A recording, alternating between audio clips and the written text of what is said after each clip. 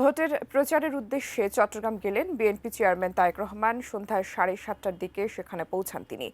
আগামীকাল চট্টগ্রামের পলো গ্রাউন্ড মাঠে জনসভার মধ্য দিয়ে চট্টগ্রাম বিভাগের প্রচার শুরু করবেন তিনি। এই মুহূর্তে চট্টগ্রামের শাহ আমানত আন্তর্জাতিক বিমানবন্দরে রয়েছেন সহকর্মী মনিরুল ইসলাম মিন্টু। যুক্ত হচ্ছি তার সাথে। মিন্টু, এই মুহূর্তে বিমানবন্দরের অবস্থা কি জানাবেন? বিমানবন্দরে চট্টগ্রামে পৌঁছায় এবং সেখানে চট্টগ্রাম অঞ্চলের যে সিনিয়র নেতৃবৃন্দ তাকে স্বাগত জানান।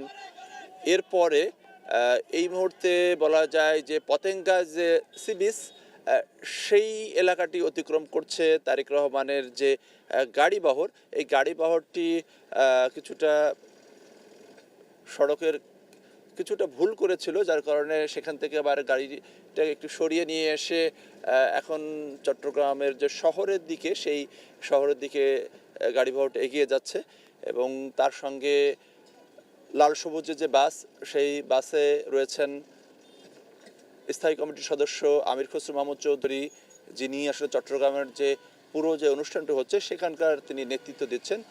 এছাড়া রয়েছেন দলের আরেক স্থায়ী কমিটির সদস্য সালাউদ্দিন আহমেদ।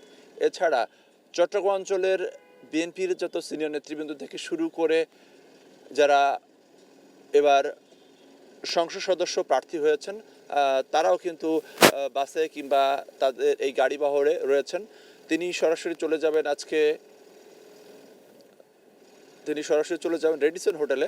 আমরা লক্ষ্য করছি যে বিমানবন্দর থেকে বের হওয়ার পর বিপুল সংখ্যক নেতাকর্মী তারা কিন্তু এখানে প্লাকার্ড নিয়ে অনেকক্ষণ ধরে দাঁড়িয়েছিলেন। তারা তাদের প্রিয় নেতাকে কাছে থেকে দেখতে পেয়েছেন এবং তারা স্লোগানে মুখরিত করে রাখেন।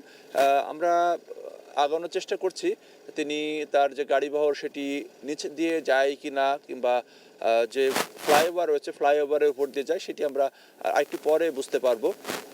এবং আপনি জানেন যে আগামীকালকে তার সকালে কর্মসূচি রয়েছে হোটেল রেডিসনে মেধাবী শিক্ষার্থীদের সঙ্গে তার মতবিনিময়।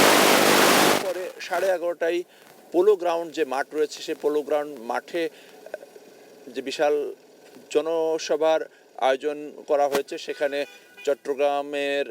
বৃহত্তর চট্টগ্রামের নেতাকর্মীরা সেখানে জড়ো হবেন এবং সকালের দিকে দলের স্থায়ী কমিটির সদস্য সালাউদ্দিন আহমেদের সঙ্গে কথা হয়েছে। তিনি যেটা বলেছেন যে একটি বিশাল জমায়েত তারা ঘটাবেন, যেটি 2012 সালে বেগম খালেদা জিয়া যখন এসেছিলেন সেই সময়ও এইরকম একটি জমায়েত অনুষ্ঠিত হয়েছিল।